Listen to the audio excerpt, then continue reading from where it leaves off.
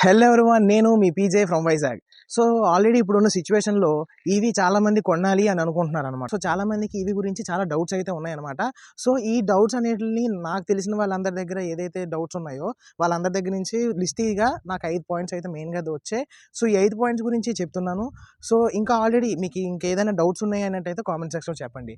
ఇంకా first point గురించి మాట్లాడుకున్నట్లయితే అసలు ఈవీ ఎవరెవరికి వర్తిస్తుంది, అంటే ఈవీ ఎవరెవరికి యూజ్ అవుతుంది, ఎవరెవరికి యూజ్ అవ్వదు అనే దాని గురించి అయితే మాట్లాడుకుందాం. సో దీన్ని 2 పాయింట్స్లో మనం డివైడ్ చేసుకుందాం అనమాట. సో ఫస్ట్ ఆఫ్ ఆల్గా మీ ఏరియా అయితే ఏదైతే ఉందో అక్కడ ఛార్జింగ్ స్టేషన్స్ మీకు అవైలబుల్గా ఉన్నాయో లేదో చూసుకోండి. ఎందుకంటే ఎల్లప్పుడూ మనకి ప్రతిరోజు మనం హౌస్ ఛార్జింగే వాడడం. సో ఏదైనా ఎమర్జెన్సీ అయినప్పుడు బయటికి వెళ్ళాలి అనుకునేటప్పుడు మనం ఫాస్ట్ ఛార్జింగ్ వాడతాం అనమాట. సో మీ యొక్క చుట్టుపక్కల అంతటా కూడా ఫాస్ట్ ఛార్జింగ్ అవైలబుల్గా ఉందా లేదా చూసుకోండి.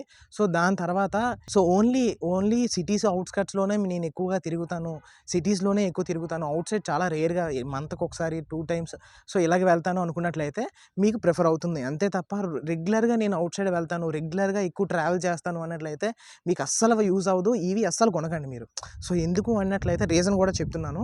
సో ఎందుకు అన్నట్లయితే ఎప్పుడైతే మీరు అవుట్ సైడ్ ఎక్కువ ఛార్జింగ్ యూజ్ చేస్తున్నారు అన్నట్లయితే ఎస్ఓసి డ్రాప్, అంటే ఛార్జింగ్ అనేది ఫాస్ట్గా డ్రాప్ అవ్వడం, బ్యాటరీ ప్యాక్ ఇష్యూస్ ఇలాంటివన్నీ వస్తూ ఉంటాయి అన్నమాట. దీనికోసం మీరు అవుట్ సైడ్ ఎక్కువగా నేను ట్రావెల్ అవుతాను, ఎక్కువగా అవుట్ సైడే నేను తిరుగుతాను, నాకు ఏవి కావాలి నేను కొనుక్కోవాలనుకున్నట్లయితే మీరు అసలు కొనొద్దు. ఎందుకు అంటే చాలా ఇబ్బందులు ఫేస్ చేస్తారు. సో ఇంకా మనం సెకండ్ పాయింట్ గురించి మాట్లాడుకుందాం. ఆల్రెడీ మీరు ఓకే ఈవీ తీసుకున్నారు, ఆల్రెడీ ఈవీ తీసుకోవాలనుకుంటున్నారు. నెక్స్ట్ ఇంకేంటి, సర్వీసింగ్ హిస్టరీ లేదా సర్వీసింగ్ కాస్ట్ ఎంత పడుతుంది, సర్వీసింగ్ ఏమేమి చేస్తారు, సో ఇలాంటివి అయితే మీకు తెలుసుకోవాలనుకుంటారు. సో సెకండ్లో అయితే మనం సర్వీసింగ్ కాస్ట్ గురించి అయితే మాట్లాడుకుందాం. సో నార్మల్గా అన్ని కంపెనీస్, ఎంజీ అయినా సరే, లేదు అన్నట్టయితే టాటా, లేదు అన్నట్లయితే ఇంకా డిఫరెంట్ టైప్స్ అన్ని బ్రాండ్లు కూడా, అన్ని కంపెనీస్ కూడా మ్యాక్సిమం సర్వీసింగ్ హిస్టరీ అనేది, సర్వీసింగ్ షెడ్యూల్ అనేది అటు ఇటుగానే కొంచెం స్లైట్గా డిఫరెంట్ అవుతుంది, కానీ మ్యాక్సిమం అన్నిటికీ ఒకటే. సో నార్మల్గా ఫస్ట్ ఫ్రీ సర్వీసింగ్ అనేటప్పటికి నార్మల్గా జనరల్ చెకప్ చేస్తారు. సో అది కాకుండా సెకండ్ ఫ్రీ సర్వీసింగ్లో మనకి మ్యాక్సిమం టాటా నుంచి అయితే టాటా టియాగో కానీ, పంచ్ కానీ, టాటా వేగస్ అన్నిటికి కూడా సెకండ్ ఫ్రీ సర్వీసింగ్లో గేర్ ఆయిల్ మారుస్తారు. సో దాని తర్వాత థర్డ్ ఫ్రీ సర్వీసింగ్లో ఏం చేస్తారు అన్నట్లయితే థర్డ్ ఫ్రీ సర్వీసింగ్లో ఏసీ ఫిల్టర్ ఒకటి మారుస్తారు. దాని తర్వాత షెడ్యూల్ ఎలా ఉంటుంది ఏంటి అన్నట్లయితే మ్యాక్సిమం అన్ని ఈవీ కార్స్కి కొంచెం చిన్న కిలోమీటర్స్ మార్చవచ్చు, కానీ షెడ్యూల్ అంతా ఒకటే. ఎలాగ అంటే ఎవ్రీ 30,000, అంటే ప్రతి 30,000కి ఒక్కసారి గేర్ ఆయిల్ మారుస్తారు. 15,000 సర్వీసింగ్కి, అంటే మీరు 15,000 కిలోమీటర్లు తిరిగిన తర్వాత ఏసీ ఫిల్టర్ మారుస్తారు. అది కాకుండా బ్రేక్ ఆయిల్ అయితే 45,000 కిలోమీటర్లకు ఒకసారి మారుస్తారు. అది కాకుండా కూలెంట్ అయితే మీరు ఎవ్రీ 60,000కి, ప్రతి 60,000 తిరిగిన తర్వాత మీరు మార్చుకుంటారనమాట. సో సర్వీసింగ్ అయితే ఇలా ఉంటుంది. కాస్ట్ అయితే నార్మల్ పెట్రోల్ డీజిల్ దానితో పోల్చుకున్నట్లయితే కాస్ట్ అనేది దీనికి చాలా ఎఫోర్డబుల్గా ఉంటుంది. ఎందుకు అంటే పెట్రోల్ డీజిల్ వెహికల్స్ ఉన్నాయి అనుకోండి, ఎయిర్ ఫిల్టర్, ఏసీ ఫిల్టర్, తర్వాత ఇంజిన్ ఆయిల్ ఫిల్టర్, తర్వాత ఫ్యూయల్ ఫిల్టర్, సో ఇలాంటివన్నీ మీరు పర్చేస్ చేయాల్సి వస్తుంది. సో ఈవీకి వచ్చేటప్పుడు మాత్రం ఇవన్నీ ఎక్కువ పర్చేస్ చేయాల్సిన అవసరం లేదు. నేను నార్మల్గా కొద్దిగా, అంటే ఏసీ ఫిల్టర్ కానీ, గేర్ ఆయిల్ కానీ, సో ఇలాంటివన్నీ పర్చేస్ చేసి ఉంటుంది. సో మామూలుగా పీవీ అంటే పెట్రోల్ డీజిల్ వెహికల్తో పోల్చుకున్నట్లయితే దీనికి సర్వీస్ కాస్ట్ చాలా తక్కువ ఉంటుంది. ఓకే, ఇంకా మనం సర్వీస్ కాస్ట్ ఎంత పడుతుంది వీటి గురించి అయితే మనం తెలుసుకున్నాం. సో నెక్స్ట్గా ఎక్స్టెండ్ వారంటీ దాని గురించి అయితే మనం మాట్లాడుకుందాం థర్డ్ పాయింట్గా. సో ఏదైనా మనం ఒక వెహికల్ కొనిన తర్వాత కొన్ని కిలోమీటర్, అంటే కొన్ని సంవత్సరాల పాటు కంపెనీ అనేది వారంటీ మీకు ప్రొవైడ్ చేస్తుంది. సో అది కాకుండా మీకు అంటూ ఎక్స్టెండ్ వారంటీ కింద పెట్టుకోవచ్చు అనమాట. వారంటీ ఎందుకు అన్నట్లయితే మెయిన్ సేఫ్టీ అనమాట. సో ఆల్రెడీ మీకు ఒక వెహికల్ ఉంది, దానికి ఏదైనా సరే కాంపోనెంట్స్ అనేవి చాలా ఎక్కువ కాస్ట్ పడుతున్నాయి అనేటప్పుడు మీకు నార్మల్గా రిస్క్ ఫ్యాక్టర్ అనేది ఎక్కువ ఉంటుంది. ఎందుకంటే ఒక పొరపాటున ఒక కాంపోనెంట్ పోయింది అన్నట్లయితే అది వేలల్లో ఉంటుంది, దాన్ని మనం పర్చేస్ చేయాలి. సో మీకు వారంటీ దేని పనికి వస్తుంది అన్నట్లయితే ఏదైనా ఏ కాంపోనెంట్ అని ఎంత ఖర్చు అయినా, ఎంత ప్రైస్ అయినా సరే మీకు కంపెనీ అనేది ఒక అమౌంట్ అనేది మీకు పార్ట్ టు పార్ట్ రీప్లేస్ చేస్తుంది ఫ్రీ ఆఫ్ కాస్ట్లో. సో కొన్ని కంపెనీస్ 3 years ఇస్తుంది వారంటీ, కొన్ని కంపెనీస్ 4 years ఇస్తుంది అనమాట. సో డిపెండ్స్ ఆన్ కంపెనీ, దాన్ని బట్టి డిపెండ్స్ అయ్యి ఉంటుంది అనమాట. సో అలా కాకుండా మీరు వారంటీలో మీకు ఏమేమి కవర్ అవుతాయి అంటే మొత్తం మ్యాక్సిమం అన్నీ కవర్ అవుతాయి. మీరు వెహికల్ తీసుకునేటప్పుడే మీరు కనుక్కోండి. సో ఏమేమి కవర్ అవుతాయి అనేసి ఒక లిస్ట్ మీద మీరు తీసుకున్నారనుకోండి, తర్వాత మీరు షోరూమ్కి వెళ్ళి అడగడానికి అవకాశం ఉంటుంది. సో వారంటీ గురించి మనం తెలుసుకున్నాం. వారంటీలో మొత్తం అన్నీ కవర్ అవుతాయి. సో ఎక్స్టెండ్ వారంటీ అంటే ఏంటి అంటే మీకు ఏదైతే 3 years 4 years కాకుండా మీకు ఎక్స్ట్రాగా ఒక 2 years అనేది కొనుక్కోవాలి వారంటీ అనేది. సో అది 50,000 పడుతుంది, 40,000 పడుతుంది. ఒక్కొక్క, అంటే మీ యొక్క మోడల్ బట్టి టాప్ ఎండా, బేస్ వేరియంటా, లేదు కంపెనీస్ మారే కొద్దీ ప్రైస్ మారుతూ ఉంటుందన్నమాట. సో, మ్యాక్సిమం ఎక్స్టెండ్ వారంటీ తీసుకోవడానికే ట్రై చేయండి. ఎందుకు అంటే ఈవీ ఏదైతే ఉందో ఈవీ వెహికల్స్‌కి ఎక్స్టెండ్ వారంటీ మోస్ట్ ఇంపార్టెంట్. ఎందుకు అంటే ఈవీ కేబుల్స్ అయినా సరే, ఏదైనా సరే కాస్ట్ చాలా ఎక్కువ ఉంటుంది నార్మల్ దాంతో పోల్చుకుంటే. సో, ఎక్స్టెండ్ వారంటీ ఉన్నదనుకోండి మీకు ఏదైనా సరే సేఫ్టీ అనమాట. సో, ఏది పోయినా సరే పీస్ టు పీస్ రీప్లేస్ చేస్తారు. ఎక్స్టెండ్ వారంటీ తీసుకునేటప్పుడే మీరు అడగండి.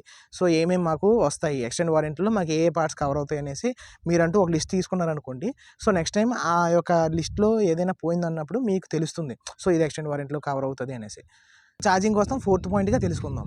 సో, ఛార్జింగ్ అనేది మీరు ఆల్రెడీ చాలా షోరూమ్స్‌లో కొంతమంది చెప్తూ ఉంటున్నారు ఈ మధ్యన. ఏంటి అంటే మీరు ఛార్జింగ్ అనేది 90% పెట్టండి, 95% పెట్టండి. సో, ఇలాగైతే చెప్తున్నారు. ఎందుకు అన్నట్లయితే ఫుల్ పెట్టకండి అనేసి చెప్తున్నారు. సో, అది టోటల్లీ ఫేక్. ఎందుకు అన్నట్లయితే ఛార్జింగ్ అనేది 100% పెట్టండి. సో, ఎందుకు అన్నట్టయితే బీఎంఎస్ బ్యాటరీ మేనేజ్మెంట్ సిస్టమ్ అనేది ఒకటి ఉంటుందన్నమాట బ్యాటరీ ప్యాక్‌లో. సో, ఇదేం చేస్తుంది అన్నట్లయితే మీరు ఛార్జింగ్ పెట్టేటప్పుడు మీ 100% ఛార్జింగ్‌కి ఎంత రేంజ్ వస్తుంది అనేసి మీకు డిస్‌ప్లేలో చూపిస్తుంది.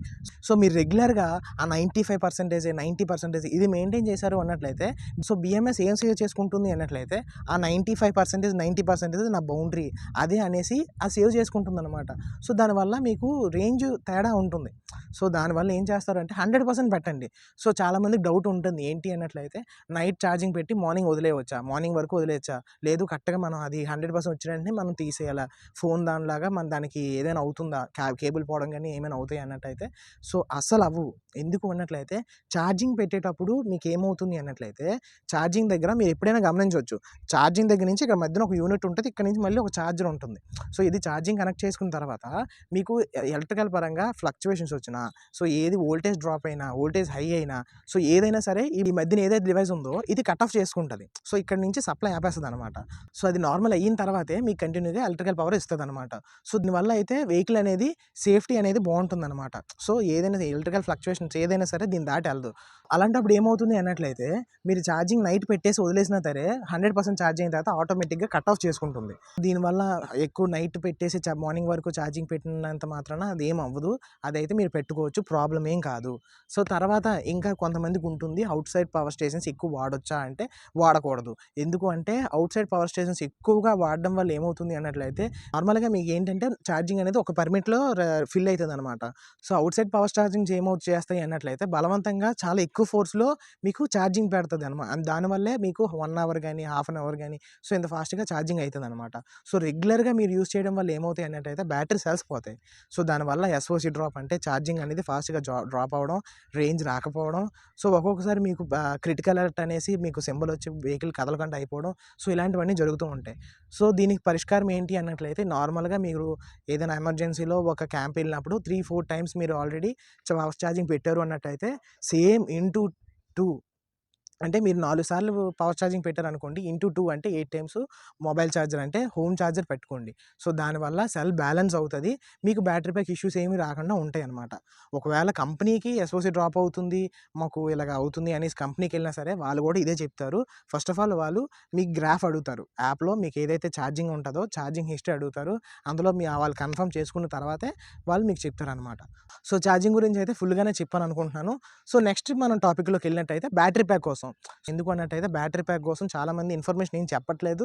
ఈ వీడియోలో అయితే బ్యాటరీ ప్యాక్ కోసం ఫుల్‌గా ఎక్స్‌ప్లెయిన్ చేయబోతున్నాను. సో, ఫిఫ్త్ పాయింట్ ఏంటి అన్నట్లయితే battery pack issues. So, first of ఆల్‌గా బ్యాటరీ ఇన్ వారంటీలో ఉన్న బ్యాటరీ ఎలా ఉంటుంది? ఔట్ ఆఫ్ వారంటీకి వెళ్ళిపోతే ఏం చేయాలి? సో, దీని గురించి అయితే మాట్లాడుకుందాం. సో, బ్యాటరీ ప్యాక్ అనేటప్పటికి మనకి 30 కిలోవాట్స్, 45 కిలోవాట్స్, 60, 65, 75 సో, ఇంత చాలా బ్యాటరీ ప్యాక్స్ అయితే కిలోవాట్స్ ఉండేటప్పటికి చాలా బ్యాటరీ ప్యాక్స్ ఉన్నాయి. సో, టాటాలో అన్నట్లయితే ఆక్టేలియన్, టాకో అనేది ఈ 2 బ్యాటరీ ప్యాక్ కంపెనీస్ అయితే ఉన్నాయన్నమాట. సో, నార్మల్‌గా ఏదైతే ఇప్పుడు టాటా అనుకోండి. టాటా అయితే టాటా నుంచి గానీ, లేదా మహేంద్ర గానీ, లేదా ఎంజీ గానీ చాలా EV industries battery pack supply చేసేవి చాలా తక్కువే. అందులో కొన్ని ఏంటి అన్నట్టయితే Taco main. So, Taco battery packs చాలా ఎక్కువ ఉంటాయి. అదే కాకుండా Octillion battery packs and BYD battery packs. So, ఇవన్నీ కూడా బ్యాటరీ ప్యాక్ మనకి సప్లై చేసేవన్నమాట. మాక్సిమం అన్నీ కూడా మహేంద్ర గానీ, ఎంజీ గానీ, సో, తర్వాత నార్మల్ టాటా గానీ, సో, ఇవన్నీ కూడా మాక్సిమం ఈ మూడిట్ల దగ్గర నుంచే బ్యాటరీ ప్యాక్స్ అనేవి తీసుకుంటూ ఉంటారనమాట. సో, బ్యాటరీ ప్యాక్ ఇన్ వారంటీలో అంటే బ్యాటరీ ప్యాక్స్ ఎన్ని సంవత్సరాల వారంటీ ఉంటుంది? దానికి ఏంటి ప్రొసీజర్ అంటే మీరు కంపెనీ ఆల్రెడీ మీరు వెహికల్ కొనేటప్పుడే మీకు ఇస్తాడనమాట. ఎలాగంటే 8 ఇయర్స్ వారంటీ గానీ, లేదా 120,000 అంటే 1,20,000 కిలోమీటర్స్ కానీ, సో ఇలాగా మీకు వారంటీ ఇస్తాడనమాట. అలాగా ఒక్కొక్క కంపెనీ ఒక్కొక్కలా ఇస్తది. మ్యాక్సిమం దీనికి దగ్గరలోనే ఉంటదనమాట.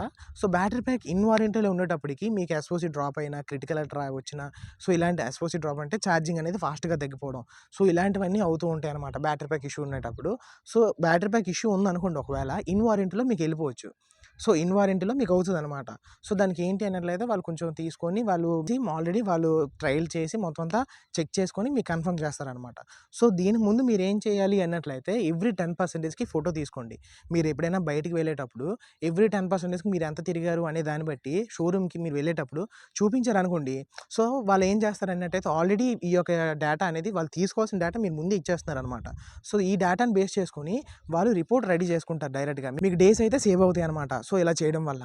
సో ఔట్ ఆఫ్ వారంటీ ఎలాగవుతుంది? ఔట్ ఆఫ్ వారంటీకెళ్తే ఏం చేయాలి అన్నట్లయితే, ఔట్ ఆఫ్ వారంటీ ఎలాగవుతుంది అన్నట్లయితే, మ్యాక్సిమం కిందన అండర్ బాడీ డ్యామేజ్ అయిందనుకోండి. అంటే ఇప్పుడు ఆల్రెడీ చాలా ఈవీ వెహికల్స్ ఏం చేస్తున్నారు అంటే, ఇంకా ఎస్యూవీ సెగ్మెంట్ కదా, ఎలాగైనా ఎళ్ళొచ్చు, ఎలాగైనా చేయొచ్చు, కిందన ఏమీ అవ్వదు, రఫ్ అండ్ టఫ్‌గా ఎలాగైనా వాడుకోవచ్చు అనేది ప్రమోట్ చేస్తున్నారు.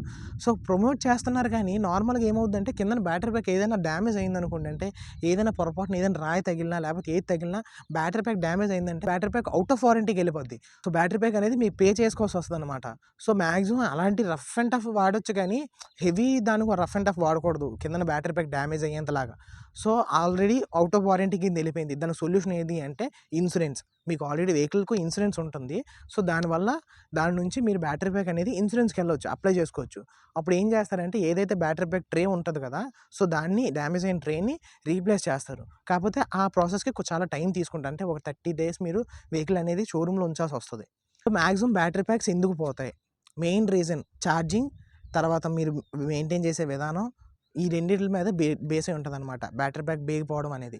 So first of all charging గురించి మాట్లాడుకుందాం. ఆల్రెడీ ప్రీవియస్‌గానే మాట్లాడుకున్నాం. ఏంటి అంటే అట్లయితే ఔట్‌సైడ్ ఛార్జింగ్ అనేది మీరు ఎక్కువగా పెట్టారనుకోండి, బ్యాటరీ ప్యాక్ అనేది చాలా ఫాస్ట్‌గా పోతుంది. సో ఆ రీజన్‌తో పాటు ఇంకోటి ఏంటి అన్నట్లయితే, మీరు హోమ్ ఛార్జింగ్ పెట్టినా సరే, మీరు నార్మల్‌గా పూర్తిగా ఛార్జింగ్ అనేది పెట్టండి. అలా కాకుండా 15కి పెట్టి 30 దగ్గర తీసేసి, మళ్ళీ 30 దగ్గర పెట్టి వెంటనే 60 దగ్గర తీసేసి, కొంచెం ఛార్జింగ్ ఇలా పెట్టడం వల్ల ఏమవుద్దంటే ఫ్లక్చుయేషన్ వస్తది. సో దానివల్ల బ్యాటరీ పోయే అవకాశం అయితే చాలా ఉందనమాట. సో అదే కాకుండా ఛార్జింగ్ గురించి మీరు ఆల్రెడీ తెలుసుకున్నారు. ఇంకా మెయింటెనెన్స్ కోసం. సో మెయింటెనెన్స్ ఏంటి అన్నట్లయితే, ఆల్రెడీ చాలా వెహికల్స్‌కి నీటిలోంచి వెళ్ళిపోయినా పర్లేదు, ఇలాంటివి ప్రమోట్ చేసుకుంటున్నారు. కాకపోతే ఎళ్ళొచ్చు కానీ దానికంటూ కొంచెం లిమిట్ ఉంటుంది. మనకి ఏదైతే వాటర్ ఉందో, వాటర్ అనేది బ్యాటరీ ప్యాక్ కప్లర్స్‌లోకి ఏదైతే జాక్‌లు వస్తాయి కదా, సో అందులోకి వాటర్ ఎళ్ళింది అన్నట్లయితే అక్కడ మనకి ఇన్సులేషన్ వాల్యూ తక్కువైపోయి మీకనేది బ్యాటరీ ప్యాక్ ఇష్యూస్ వస్తాయి. దాని తర్వాత మెయింటెనెన్స్ అనేటప్పటికి మీరు రఫ్ అండ్ టఫ్ వాడడం, సో ఛార్జింగ్ అనేది ఫాస్ట్‌గా అవగొట్టేసుకోవడం, సో ఇలాంటివన్నీ చేయడం వల్ల కూడా బ్యాటరీ ప్యాక్ ఇష్యూస్ అయితే చాలా వస్తూ ఉంటాయి. టాపిక్ అయితే ఇక్కడితో ఆపేస్తున్నాను. ఇంకా మీకు ఏవైనా డౌట్స్ ఉన్నాయి అన్నట్లయితే, ఇంకేమైనా మీకు తెలుసుకోవాలనుకున్నట్లయితే కామెంట్‌లో చెప్పండి. నేను దానికోసం పార్ట్ 2 అనేది ప్రిపేర్ చేసుకుంటాను మీకు ఎక్స్‌ప్లెయిన్ చేయడం కోసం. వీడియో నచ్చినట్టయితే లైక్ చేయండి. మరింత ఇన్ఫర్మేషన్ తెలుసుకోవాలన్నట్లయితే ఏం చేయాలో మీకు తెలుసు కదా. PJ signing of.